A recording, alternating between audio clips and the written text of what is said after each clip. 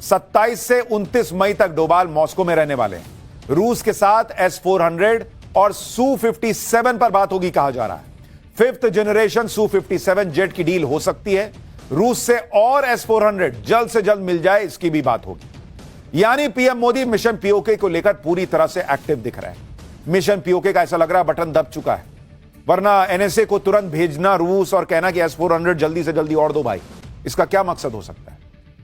भारत का defence production तो और बढ़ गया है। इसके साथ भारत दुनिया के बेहतरीन हथियार खरीद रहा है। भारत अपने यहां जो हथियार बनाता है, कहा जा रहा है उन फैक्ट्रीज में वीकली ऑफ भी कैंसिल हो गए। ताबड़तोड़ प्रोडक्शन चल रहा है। पीएम मोदी के हर फैसले से अमेरिका को भी झटका लगेगा, स्पेशली Su-57 की जो बात कर रहा हूं, जो भारत के साथ डिफेंस डील की कोशिश कर रहा है। लेकिन पीएम मोदी ने अमेरिका को भी मैसेज दे दिया है कि भारत के साथ काम करना है तो भारत की शर्तों पर करना होगा। ऐसा नहीं चलेगा कि अमेरिका अपनी चौधराहट दिखाता रहे, और अब तो वो समय चला जा चुका है। यह नया भारत है जो अपने हिसाब से काम करता है, चाहे किसी को अच्छा लगे किसी को बुरा लगे। लेकिन आपको अजीत डोभाल के रूस दौरे के बारे में डिटेल में आज जानना चाहिए। पाकिस्तान को चीन अपने फाइटर जेट आधी कीमत पर क्यों दे रहा है, और रूस के साथ भारत की डील से ट्रंप क्यों परेशान होंगे, ये सारी चीजें अब आपको बताऊंगा। लेकिन पहले एक टीजर देखिए।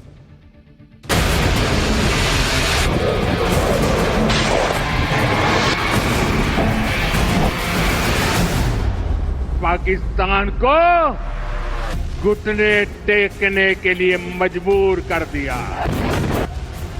शोध प्रतिशोध का खेल नहीं, ये न्याय का नया स्वरूप है।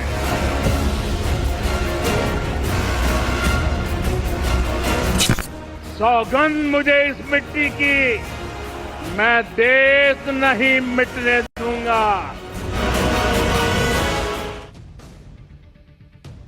भारत अगर रूस के साथ Su-57 फाइटर जेट का सौदा करता है तो यह ट्रंप के लिए बड़ा झटका होगा। अमेरिकी राष्ट्रपति ट्रंप आजकल हर प्लेटफॉर्म पर ट्रेड ट्रेड ट्रेड यही जप रहे हैं ना। ट्रंप की बातों से लगता है जैसे वो अमेरिका के राष्ट्रपति नहीं बल्कि एक बिजनेसमैन। ट्रंप जानते हैं कि डिफेंस सेक्टर में भारत बड़ा मार्केट है। ट्रंप इस कोशिश में लगे कि भारत अपनी डिफेंस डील अमेरिका के साथ करे। इसी साल पीएम मोदी जब अमेरिका गए थे तो ट्रंप ने भारत को F-35 जेट खरीदने का ऑफर दिया था, जो दुनिया का सबसे महंगा फाइटर जेट है, जबकि पहले अमेरिका F-16 का ऑफर दे रहा था। F-16 फाइटर जेट पहले से पाकिस्तान के पास मौजूद है। अमेरिका भारत को F-35 बेचने के लिए बेचैन है। इससे अमेरिका को करोड़ों डॉलर का फायदा होगा। लेकिन दिक्कत यह है कि अमेरिका F-35 की पूरी टेक्नोलॉजी भारत को नहीं देना चाहता। यानी भारत विमान खरीदने के बाद भी अमेरिका पर डिपेंडेंट रहेगा, और इसी वजह से भारत अपने पुराने डिफेंस पार्टनर रूस के साथ डील करने में दिलचस्पी दिखा रहा है। अमेरिका का F-35 और रूस का Su-57 दोनों ही 5th जनरेशन के फाइटर जेट हैं, और भारत को 5th जनरेशन फाइटर जेट की बहुत जरूरत है क्योंकि राफेल 4.5 जनरेशन वाला है। भारत का सीधा मुकाबला पाकिस्तान और चीन से, और भारत किसी भी हाल में पाकिस्तान को माइलेज नहीं दे सकता। अब अगर ग्राउंड रियलिटी की बात करें तो भारत के पास अभी 5वीं जनरेशन का कोई फाइटर प्लेन नहीं। फ्रांस से मिला राफेल और रूस का सुखोई 30 भी 4.5 जनरेशन के फाइटर प्लेन, जबकि पाकिस्तान के पास चीन से मिला J-10 4.5 जनरेशन का फाइटर प्लेन है। अब खबर है कि चीन जल्दी ही J-35 stealth fighter jet Pakistan को बेच सकता है। चीन 5th जनरेशन का यह प्लेन पाकिस्तान को 50% डिस्काउंट पर बेचने की डील कर रहा है। रिपोर्ट के मुताबिक चीन ने J-35 जेट के प्रोडक्शन को काफी तेज कर दिया है। अगर यह डील हो जाती है तो इसी साल के अंत तक पाकिस्तान के पास 5th जनरेशन का फाइटर प्लेन हो सकता है। यानी पाकिस्तानी एयरफोर्स के पास एक ऐसा लड़ाकू विमान आ सकता है जो स्टील्थ, मल्टीरोल और इलेक्ट्रॉनिक वॉरफेयर में भारत की राफेल स्क्वाड्रन को सीधे सीधे चुनौती दे सकता है। इसलिए पीएम मोदी अब तेजी से 5th जनरेशन फाइटर जेट की डील जल्दी ही क्लोज करने की प्लानिंग कर रहे हैं।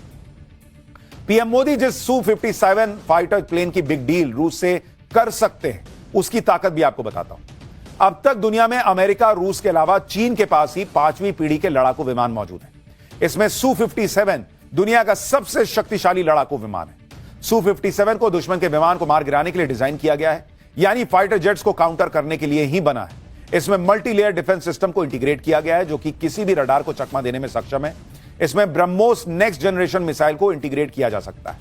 Su-57 jet 2 supersonic speed engine से लैस है और इसकी टॉप स्पीड 2600 किलोमीटर प्रति घंटे की है।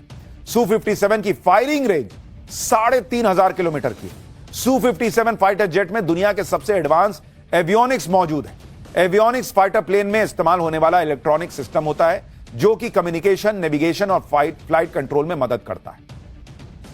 रूस का Su-57 फाइटर जेट न सिर्फ ताकतवर है बल्कि ऐसे ऐसे काम कर सकता है जो कोई फाइटर जेट शायद कर पाए। Su-57 फाइटर जेट अपनी मनूवरेबिलिटी के लिए जाना जाता है, जो मनूवर करते हैं ना प्लेन को।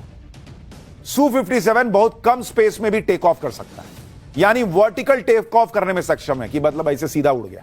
वर्टिकल टेक ऑफ यानी रनवे पर थोड़ा दौड़ने के बाद सीधे ऊपर आसमान में उड़ जाना। Su-57 फाइटर जेट की मनूवरेबिलिटी देखकर दुनिया हैरान रह जाती। जंग में अगर Su-57 और F-35 के बीच डॉग फाइट हो जाए, डॉग फाइट मतलब जो नहीं देखते प्लेन आगे पीछे करके लड़ रहे हैं, उसको टेक्निकल टर्म में डॉग फाइट कहते हैं, तो उसमें Su-57 चीन के F-35 पर भारी पड़ जाएगा, अमेरिका के, क्योंकि इसे पकड़ पाना किसी के बस में नहीं है। Su-57 का कोबरा मनूवर सबसे खास है, जिसमें यह कोबरा सांप के फन की तरह हवा में एकदम सीधा हो जाता है और पलक झपकते ही अपनी पोजीशन चेंज कर लेता है। अगर जंग की बात करें तो रूस के Su-57 और अमेरिका के F-35 और चीन के J-35 में से कौन सा बेहतर है, आपको वो भी बताता हूं। Su-57 स्टील्थ क्षमता के चलते किसी भी रडार को चकमा दे सकता है।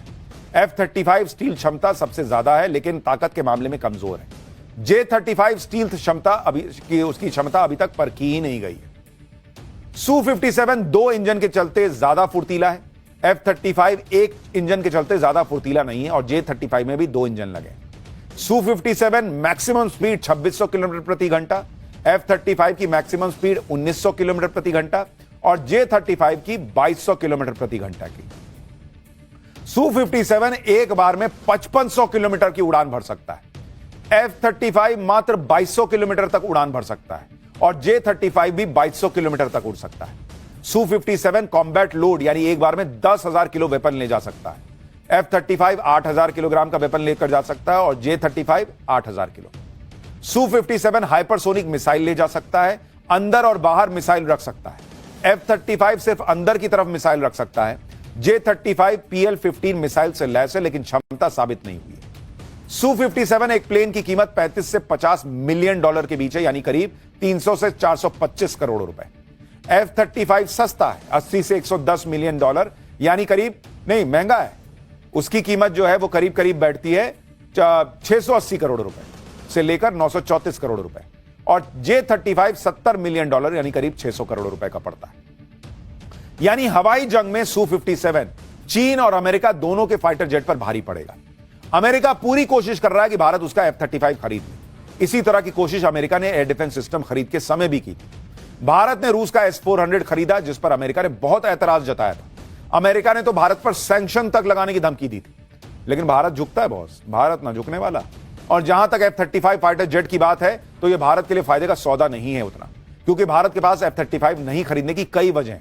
आपको बताता हूं कि F-35 में कितनी कमियां हैं। पेंटागन और यूएस गवर्नमेंट अकाउंटेबिलिटी ऑफिस के मुताबिक F-35 बहुत ज्यादा डेटा प्रोसेस करता है, जिससे पायलट परेशान हो जाते हैं। F-35 में 65 ऑपरेशनल खामियां हैं। अमेरिका के आधे F-35 इमरजेंसी उड़ान के लायक नहीं। F-35 डेवलपमेंट साइकिल में कंप्लीट नहीं है। इसके एवियोनिक्स में भी कई समस्याएं बताई जाती हैं। अमेरिका का F-35 करीब 12 बार क्रैश हो चुका है।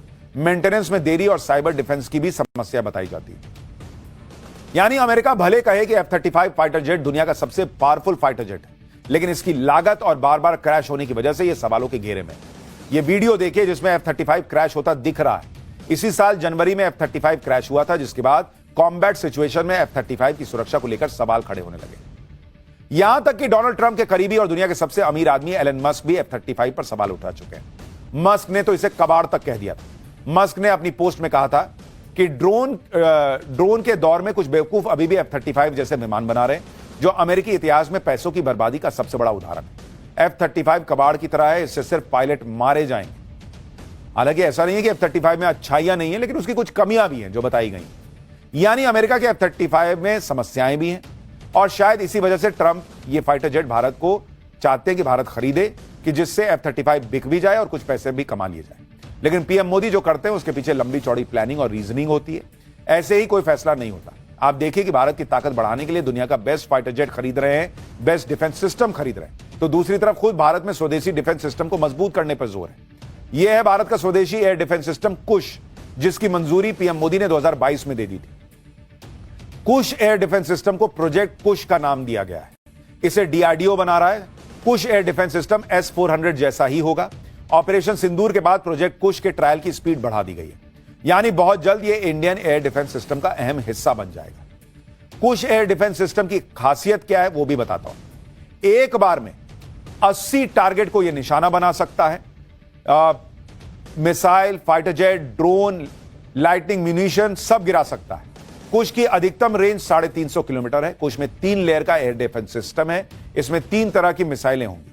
M1 इंटरसेप्टर मिसाइल की रेंज 150 किलोमीटर है, M2 इंटरसेप्टर मिसाइल की रेंज 250 किलोमीटर है और M3 इंटरसेप्टर मिसाइल की रेंज 350 किलोमीटर है। यानी कुश एयर डिफेंस सिस्टम उसी तरह से काम करेगा जैसे रूस का S-400 करता है। स्वदेशी होने की वजह से इसकी लागत भी कम होगी। भारत के पास पहले से S-400 है। अब और S-400 खरीदने के साथ ही भारत अपना खुद का एयर डिफेंस सिस्टम और मजबूत कर रहा है। कहा जा रहा है कि कुश एयर डिफेंस सिस्टम को 2029 तक सेना में शामिल भी कर लिया जाएगा। यानी प्रधानमंत्री मोदी भयंकर तैयारी में जुटे हुए हैं, जिससे पाकिस्तान की घबराहट बढ़ी हुई है। पाकिस्तान न तो ऑपरेशन सिंदूर को भांप पाया और अब जो हो रहा है वो उसकी समझ से परे है। पाकिस्तान की हालत इसलिए भी खराब है क्योंकि भारत ने नोटाम जारी कर दिया है। अंडमान और निकोबार में भारत ने नोटाम जारी किया है, यानी अंडमान और निकोबार का एयर स्पेस में आज और कल कोई सिविल फ्लाइट उड़ान नहीं भर सकेगी। नोटाम का मतलब होता है नोटिस टू एयरमैन। हवाई उड़ानों पर प्रतिबंध रहता है। ग्राउंड टू अनलिमिटेड हाइट, यानी आसमान में असीमित ऊंचाई तक इसे लागू किया जाता है। यानी अंडमान निकोबार के एयर स्पेस में बहुत ऊंचाई पर भी किसी विमान को उड़ान भरने की अनुमति नहीं है। नोटाम जारी होने के बाद चर्चा है कि भारत कोई बड़ा वेपन टेस्ट कर सकता है। यानी पाकिस्तान को यह लग तो रहा है कि ये मारेंगे फिर, और भारत भी दिखा के तैयारी कर रहा है। अंडमान और निकोबार आइलैंड में भारत कई बार मिसाइल परीक्षण कर चुका है। इस बार भी भारत कोई लॉन्ग रेंज मिसाइल का टेस्ट कर सकता है। आप देखिए कि पिछले कुछ सालों में भारत ने अंडमान में किस तरह से मिसाइल टेस्ट किए हैं। जैसे जनवरी 2025 ब्रह्मोस सुपरसोनिक का परीक्षण हुआ था यहां पर। अप्रैल 2024 में air launched ballistic missile test हुई थी। मार्च 2022 में ब्रह्मोस मिसाइल के एक्सटेंडेड रेंज का परीक्षण यहीं पर हुआ था। कुल मिलाकर पीएम मोदी जिस एग्रेशन और टाइम बाउंड अप्रोच के साथ काम कर रहे हैं, उससे तो लग रहा है कि कुछ बड़ा प्लान किया गया है। लगातार पीओके का जिक्र पीएम मोदी कर रहे हैं, उनके मंत्री कर रहे हैं। अब पीएम मोदी का मिशन क्या है और अब क्या शुरू होगा, यह तो कोई नहीं जानता। इतना जरूर है कि भारत की तैयारियां देखकर पाकिस्तान के होश उड़े हुए हैं।